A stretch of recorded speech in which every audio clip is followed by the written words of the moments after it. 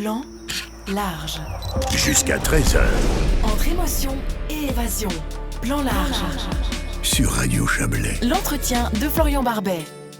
Luca Carmagnola, bonjour. Bonjour. Vous êtes le patron, le président de l'association du festival des artistes de rue de Vevey qui va vivre l'été prochain sa 32e édition. C'est ça. 32e édition déjà. 32e, ouais. Grosse aventure. On serait sur un chiffre plus élevé s'il n'y avait pas eu le Covid, j'imagine, comme souvent pour les festivals. On a perdu ces deux années de Covid. Ma foi, c'est on bien, a ça appris me plein de rassure sur choses. mes maths. J'avais fait le calcul et en effet, il manquait 2 années. Je me suis dit, oups, c'est le Covid.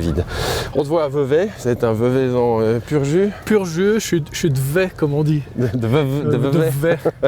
J'ai fait mes écoles, j'ai grandi ici. Je me suis expatrié, après je suis revenu sur Vevey, parce que c'est vraiment une ville que j'adore, une vieille ville surtout que j'adore. Alors on s'est donné rendez-vous au cœur de la vieille ville, sous la Grenette.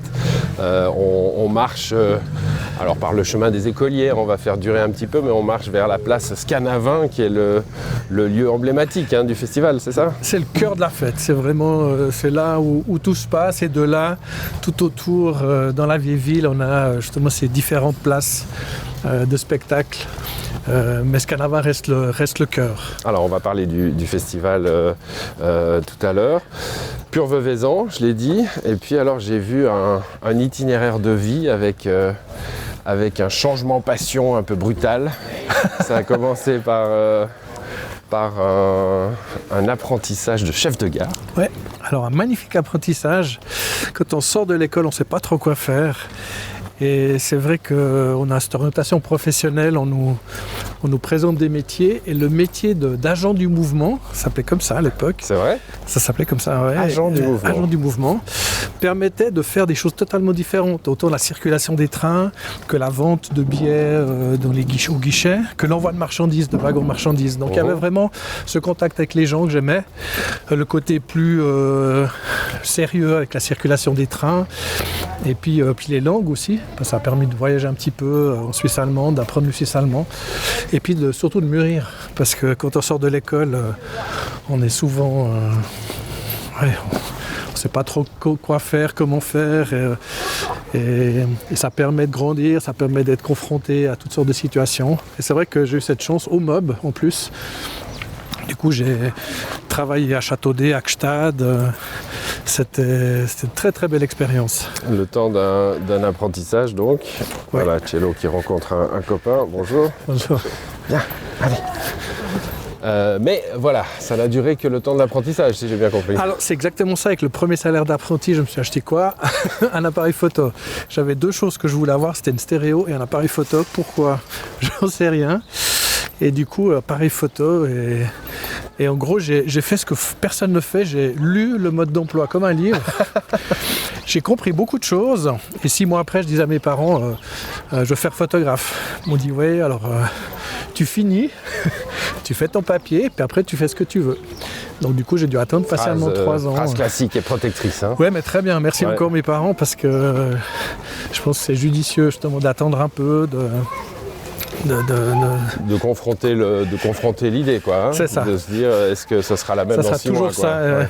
Surtout qu'au chemin de fer, j'avais une ligne toute tracée jusqu'à ma retraite. Mais vraiment. Bah oui, ça déraille, quoi. Ah oui, alors ça ne bouge pas. C'est hallucinant. Je ne sais pas si c'est toujours le cas maintenant au niveau carrière, mais qu'à l'époque, c'était à la vie à la mort. Donc, Moi, j'ai lu dans un petit article sur vous qu'il y a vraiment eu un choc physique avec cet appareil qui arrive dans vos mains, quoi. Il y a un truc... Il y a ce que j'appelle des évidences. On vous met n'importe quel objet dans les mains, puis ça devient une extension de soi-même. Là, l'appareil photo, c'est une extension de moi-même. C'est vraiment un outil qu'on oublie même quand on travaille, parce qu'on se concentre sur autre chose. Et ouais, je pense que c'est un choc. Parce que là, on se rend compte, comme le musicien qui a sa guitare ou son instrument, que c'est vraiment ça, quoi. Ça fait qu'un. Pas de regret, visiblement. Ah non. Aucun. Bon, ça fait quelques années tout ça. Ouais, ça fait plus de 30 ans ça fait plus de que je suis à mon compte. Ouais. J'ai commencé à 20 ans. photographe depuis plus de 30 ans, moi j'aimerais qu'on parle un petit peu de ce métier, hein, parce que déjà le passage à l'époque, on passe d'une voie toute tracée comme vous le disiez, mais aussi d'un salaire assuré à quelque chose de beaucoup plus aléatoire. À ouvrir son studio photo, il faut se faire une clientèle. Ah oui, et puis les réseaux sociaux, Internet n'existaient pas. Il faut bouffer de la vache enragée un petit peu. Alors il faut commencer petit, il faut aller petit à petit, il faut durer, il faut se faire une clientèle. J'ai l'avantage d'avoir le contact assez facile avec les gens, donc on se crée facilement un petit réseau, mais c'est vraiment un vrai réseau de tête à tête avec plein de gens. Et oui, on prépare un book, on va voir les agences, on va voir les clients, un contact amène un autre, et c'est vrai que l'argent arrive quand il arrive. Il faut être conscient que c'est pas toujours simple, mais si c'est vraiment une passion et tout, ça devient beaucoup plus facile, entre guillemets. On peut pas se spécialiser là. Alors, s'il y a un mariage, on prend le mariage. S'il y a un bébé, on prend le bébé. Alors c'est ça. Alors moi j'ai eu la chance avec mon maître d'apprentissage de l'époque, c'est qu'il faisait de tout. Donc j'ai vraiment appris de tout. Ah donc deuxième apprentissage en fait, de se lancer comme photographe, il a fallu apprendre le métier. Ah oui, voilà. J'ai fini l'apprentissage de chef de gare un vendredi et le lundi je commençais un nouvel apprentissage avec un salaire râlé pas crête. Mais grâce à Jean-François Gaillou, qui était mon maître d'apprentissage, il faisait de tout, il m'a appris tout. Alors sans être spécialisé dans un domaine, et je pense que c'est ce qui m'a sauvé avec les années d'après, parce que j'ai conservé cette idée de prendre tout ce qu'on me propose, de se perfectionner un petit peu, mais j'adore faire du portrait, j'adore photographier les gens, mais sans se spécialiser, en se disant si un secteur se casse la gueule, on peut rattraper sur d'autres secteurs. Non, à propos de secteurs qui se cassent la gueule, on va parler de l'époque, de maintenant, dans un instant, avec l'intelligence artificielle, avec probablement des contrats qui disparaissent avec ces choses-là.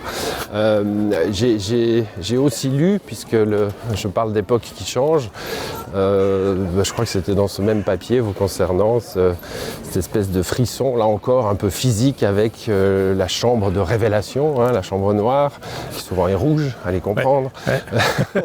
le mélange des bains, la chimie et puis l'image qui apparaît, c'est fini cette affaire. Ah, c'est effectivement fini cette affaire, comme on dit. Mais c'est vrai que c'est une grande émotion parce qu'elle est visuelle, il y a ces odeurs comme ça de ces chimies, puis il y a l'effet de voir son image qui se révèle, qui se développe. Et puis c'est pas instantané, donc il faut être sûr de ce qu'on fait à la prise de vue.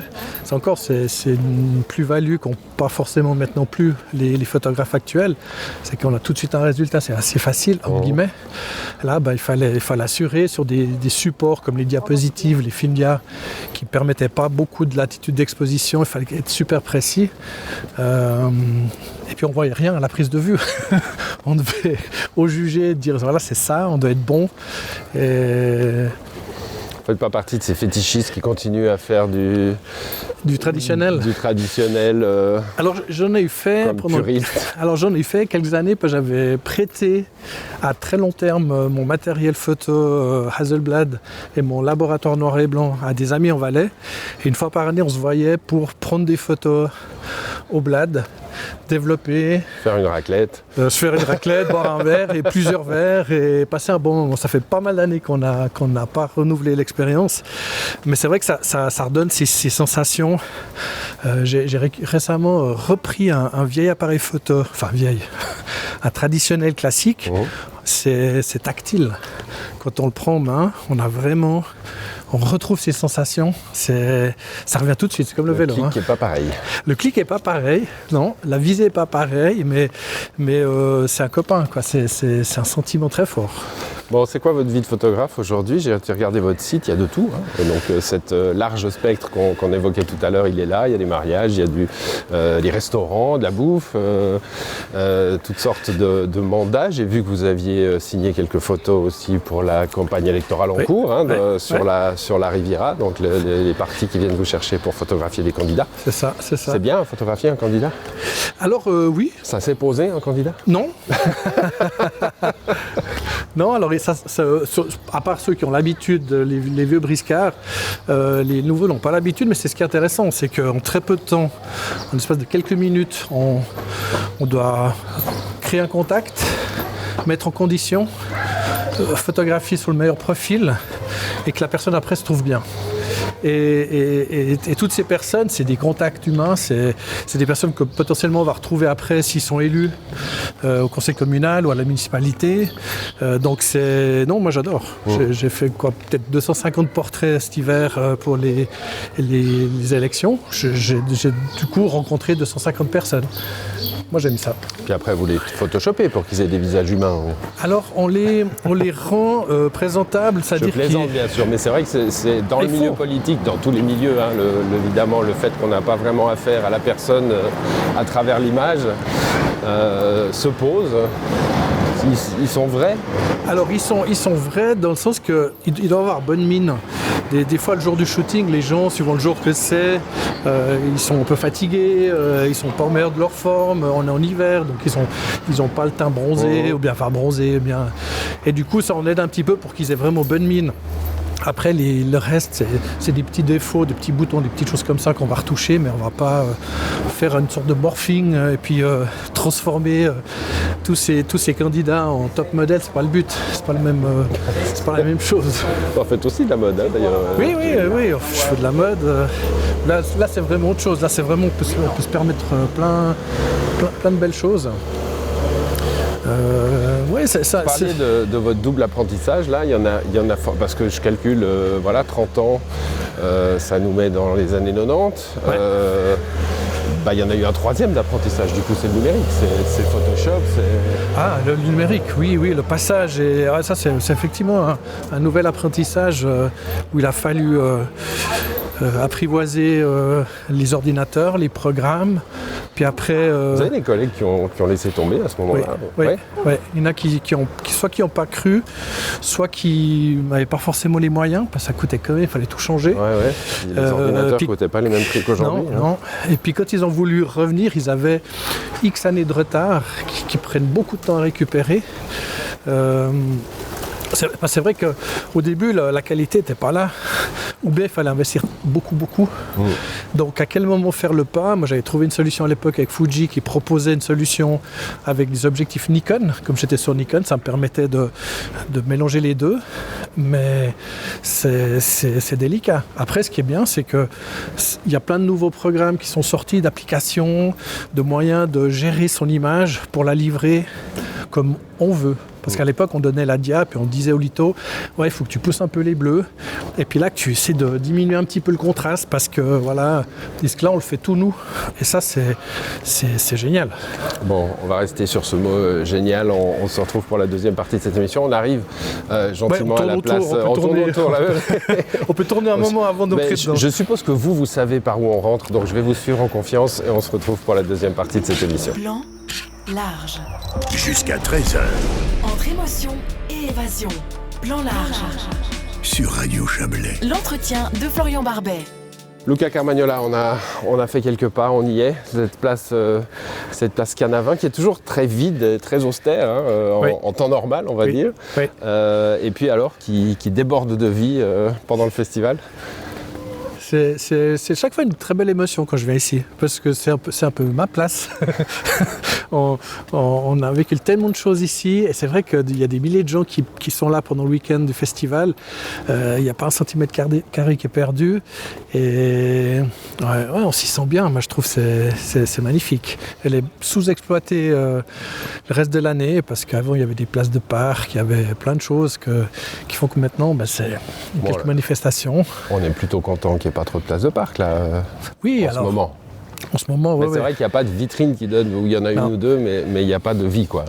Les pas de porte sont dans les rues adjacentes et pas sur la place. C'est ça. Il y a la maison de commune, le conseil communal qui est juste à côté de nous. Et cette place s'appelle Scanavin. Vous savez d'où ça vient? Moi, ça me fait penser à Sganarelle, qui va bien, la Commedia dell'arte, ça va très bien avec les artistes de rue. Mais je sais même pas. Vous savez pas? Je sais pas du tout d'où ça vient. Bon, ce festival, 30 ans, 32 ans d'existence, donc vous n'avez pas été à la création du Festival des artistes de rue, mais j'ai vu qu'il y avait un lien familial quand même. Oui, avec, mon beau-père qui faisait partie des commerçants de la vieille ville à l'époque, a créé avec des autres commerçants ce festival, parce qu'à une époque, la vieille ville ne marchait pas très bien, personne ne venait en vieille ville, il y avait des centres commerciaux qui commençaient à arriver, et du coup ils se sont dit il faut qu'on organise quelque chose pour faire venir les gens. Il faut se reporter 30 ans en arrière. On était dans le moment de la déprime à Vevey, de la crise économique, de la fin de la Vevey industrielle. Exact. Mais quand on voit les soucis que vous me racontez là, avec aujourd'hui cette ville où tout le monde rêve d'habiter dans la vieille ville parce que c'est un univers de bien-être absolu, quoi. Ouais. Et du coup, alors une première année, ils ont fait un festival de musique qui n'a pas marché. Et du coup, après, ils ont dit on va faire un comité spécial que pour cette activité. C'était le début du festival. Et ils ont surtout, c'était organisé par les commerçants. Donc, toutes les boutiques, tous les commerçants dans la vieille ville, autour de la place Canavin, ont joué le jeu d'aider, soit financièrement, soit en prêtant les toilettes. Et on a toujours, plus de 30 ans après, ce même engouement. Historiquement, voilà, ce sont les commerçants qui ont mis ça en place. Depuis, il n'y a plus de commerçants forcément dans l'organisation. C'est devenu culturel et ça passe à un autre stade.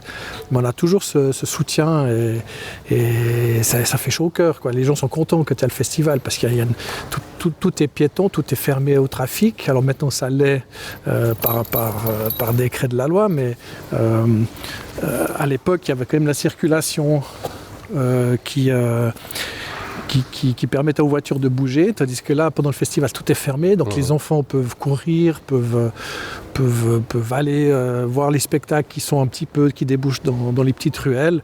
Les parents, souvent, restent ici boire un verre et puis passer un bon moment. Comment on organise un festival des artistes de rue? Je me disais, voilà, des artistes qui par définition sont un peu à la marge du monde artistique, ils n'ont pas, a priori, je sais pas, il y en a peut-être, mais qu'ils n'ont pas d'agent, ils n'ont pas de site internet, ils n'ont pas de vidéo YouTube pour convaincre ceux qui vont les faire venir. Comment ça marche? Alors, on a la chance d'hériter de tout ce qui a été fait par le passé. Avec Internet, avec le site et tout, on a la chance d'avoir une visibilité mondiale, internationale. Et par exemple, cette année, on a près de 500 demandes de gens qui veulent venir à Vevey. D'artistes, oui. De troupes. Sachant que Vevey, comme artiste, si vous êtes déjà venu à Vevey, vous n'avez pas le droit de revenir. On prend toujours des nouveaux. Sauf peut-être 10-15 ans après, s'ils ont vraiment un nouveau spectacle. Et ceux qui n'ont pas de site internet, de vidéos YouTube ou les réseaux sociaux pour qu'on puisse voir un peu leur spectacle, qu'on puisse comprendre, c'est beaucoup plus difficile. Mais la grande majorité ont ça depuis quelques années. Mais c'est fou ça, cette règle que vous mettez. Souvent quand je parle à des festivals, je dis c'est bien, les artistes reviennent, c'est bien la preuve qu'ils sont bien accueillis, qu'ils sont contents. Vous dites non, vous ne pouvez pas revenir. Alors ils reviennent souvent le samedi, comme spectateurs, s'ils sont un petit peu dans la région ou bien... Non, mais reviennent les années suivantes. Oui, j'ai bien compris. Et là, s'ils reviennent, c'est pour boire un verre, pour discuter avec nous, pour parler de leur expérience d'après-Vevey. Mais il y a tellement d'artistes, il y a tellement de nouveautés, de sensibilités différentes que, j'avais dit, il faut donner la chance à tout le monde. On prend 20 artistes, 20 troupes chaque année. Donc, on peut faire la fine bouche pour choisir vraiment des nouveaux et puis proposer au public aussi quelque chose de différent. Autant on a eu lors de la 25e anniversaire, on a invité des lauréats, ceux qui avaient déjà gagné ou qui avaient fait 1, 2, 3e à Vevey, revenir à Vevey, refaire leur spectacle avec lequel ils avaient gagné à l'époque. Donc certains, ça faisait plus de 20 ans. Et du coup, le public était super content de les revoir. Mais en situation normale, on aime bien avoir des nouveaux visages, des nouvelles tendances. C'est un monde qui évolue comme tous les mondes artistiques, évidemment. C'est plus seulement des cracheurs de feu, des montreurs d'ours. Vous n'avez jamais eu des montreurs d'ours? Non. J'aurais pu dire jongleur et acrobate. Il y a des trucs totalement nouveaux, totalement imaginatifs. Alors, les arts de rue évoluent, mais gentiment. tranquillement, parce que ce qui va changer, c'est un peu la technique. Il va y avoir, des roues illuminées. Ils vont oser faire des choses qu'avant personne faisait. Et puis c'est surtout leur propre sensibilité. C'est la manière dont ils vont amener leur spectacle, parce que quelque part, celui qui jongle avec 12 balles, c'est super difficile, super beau, mais comment il va amener ça? Comment il va capter le regard du public pour arriver au clou de son spectacle qui est on lance les balles et je les rattrape toutes, quoi. Et on a la chance aussi, grâce au site et ce côté international, d'avoir des artistes qui viennent du Japon, qui viennent d'Asie, qui ont vraiment une autre sensibilité que nous, qui ont grandi avec les arts de rue façon Charlie Chaplin. Ils ont ça dans l'âme, parce que c'est ce qu'ils ont appris, mais ils ont leur sensibilité. Et le mélange des deux, leur technique est parfaite, ça donne des spectacles qui sont juste waouh. Et un festival, en général, ça a une importance pour les artistes qui le fréquentent. Il va y avoir une carte de visite, il va y avoir j'ai été au festival. Ça marche comme ça aussi dans ce moment-là? Alors, non seulement ça marche comme ça, ils en parlent après quand ils font d'autres festivals, de dire essayez d'aller à Vevey, c'est génial. Ceux qui gagnent, et le vainqueur, lui, il a les portes ouvertes partout dans le monde. C'est lui qui va décider s'il va aller ou pas, quel cachet il va demander. Quand ils nous en parlent après coup, ils disent ça m'a ouvert des portes incroyables. Puis pendant 2-3 ans, j'ai pu profiter de cet engouement. Et nous, on est très fiers de ça, parce qu'une des questions que vous posiez au début, c'était comment se fait un festival. On récupère ce que les anciens faisaient, et chaque année, on se dit, mais on est 10 copains au comité, plus 150 bénévoles, qui sont indispensables, mais comment on arrive à faire monter ça? Et c'est ça, cette magie aussi de chacun fait son truc, puis ça se fait, et c'est magnifique. Vous avez parlé de cachet, vous avez utilisé le mot.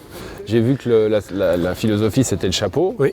C'est toujours comme ça? Ou bien vous les payez quand même, ces gens-là, pour venir? On les paye. Ils touchent 1000 francs pour venir. Okay. Ils sont nourris, logés. Et ils touchent leur chapeau à 100%. Okay. Donc ça, c'est... Et ceux qui travaillent bien, qui ont une bonne qualité de spectacle, ils sont très contents quand ils partent de Vevey.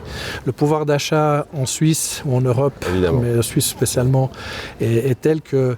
c'est pas les mêmes chapeaux. C'est pas les mêmes chapeaux que si vous êtes dans d'autres endroits. En Espagne ou bien au Portugal, où là c'est vraiment différent. Donc oui, ils sont très très très contents. Très. En général, quand je parle à des organisateurs de festivals, ils sont toujours dans la suivante. Alors en général, on les parle à proximité du festival. Là, c'est pas notre cas. On se voit quelques mois avant. Ça sera pour le mois d'août, début août. C'est toujours, ça. 14, 15, 16. Alors mi-août, 14, 15, 16 août, ici à Vevey, la 32e édition. Mais c'est ça, on est toujours dans l'édition suivante. Là, vous en êtes où, par exemple? On est à la fin du mois de février. On est fin février. On va finir de sélectionner tous les artistes. Et puis après, il va y avoir une partie un peu admin, contrat, visa, enfin toutes ces parties-là. Et puis après, on va commencer la partie communication. On a le concours d'affiches. On va décider de la nouvelle affiche début mars. Donc il y a toutes ces petites deadlines qui arrivent petit à petit. Qui rythment l'année aussi. C'est important d'avoir ces moments. Quoi. Ah oui, on commence le lendemain du festival, on commence pour la suivante. Et quand on arrive au festival, on est blindé, c'est bien. Bon, vous êtes toujours émerveillé quand vous les voyez, ces artistes? Toujours. Ouais. Ça fait 12 ans, je crois, que vous êtes président maintenant. Et puis, j'imagine que vous y étiez avant, dans les postes bénévoles, etc. J'y étais avant, je faisais les photographies des artistes et du comité, du membre du jury à l'époque, il y avait un membre du jury. Oui, c'est cette magie. Et ils sont là, sur cette place où on est maintenant. Il y a 700-800 personnes qui regardent ça et tout le monde est subjugué, sourire. Il y a le smile sur la bouche, c'est magnifique à voir. Et ça rit, c'est détendu, c'est bon enfant, c'est une ambiance incroyable. C'est ce qui plaît aussi. C'est de regarder le public s'amuser. On ne s'amuse pas assez, je trouve, dans la vie de tous les jours. Et là, ils se posent ici. On boit des verres, mais c'est jamais dans l'excès. On profite, on voit des gens, on prend le temps. Tout s'arrête un petit peu. Il y a un rapport à l'enfance, évidemment. Oui, bien sûr. C'est l'œil émerveillé du cirque. Quoi. Je pense que la bouche ouverte face à un spectacle, le gamin de 3-4 ans ou bien l'adulte, ça sera le même. Vous venez toujours avec un appareil photo? Alors je l'ai toujours, mais j'ai d'autres trucs à faire. J'ai toujours d'autres trucs à faire. Je suis un peu frustré par rapport à ça parce que j'adore pouvoir, mais il y a quand même tellement de choses à regarder, à régler pendant le week-end. Puis quand on a un peu de temps, on se repose. Ces journées sont très longues. Bon, du plaisir en tout cas, on l'entend bien pour ce festival des artistes de rue. Donc ça sera au milieu du mois d'août, hein, vous m'avez dit 14, 15, 16. 14, 15 et 16 août en vieille ville de Vevey et particulier. Il y a aussi des trucs dans les rues, j'imagine. Oui, il y a des places de spectacle un petit peu partout, devant l'alimentarium, mais ça reste vraiment en vieille ville. Et puis le gros de l'affaire, donc sur cette place Scanavin où nous nous trouvons. Merci à vous, Luca. Merci à vous, au plaisir.